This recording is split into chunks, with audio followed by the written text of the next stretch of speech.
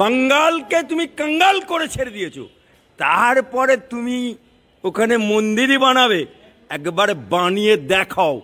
তোমাকে যদি কোমরে দড়ি বেঁধে ওই মন্দির করার জন্য এই হাইকোর্টে টেনে না আনতে পারি, তা আমার নাম না অ্যাডভোকেট আলী আফজল চাঁদ। মমতা ব্যানার্জি, সরকারি টাকায় কোনো মন্দির করা যায় না, কোনো মসজিদ করা যায় না, কোনো গির্জা করা যাবে না। তুমি কার বাপের টাকায় করবে? এমনিতেই মমতা ব্যানার্জির বিরুদ্ধে আমি মামলা করে বসে ফেসে আছে, হাইকোর্ট তুলে দেবো বলে মামলা করেছি, ক্রিমিনাল মামলা, আবার একটা মামলা খাবে। অর্থাৎ মা থাকলো জগন্নাথে পুরীতে, খালাকে ধরে টানাটানি করছে।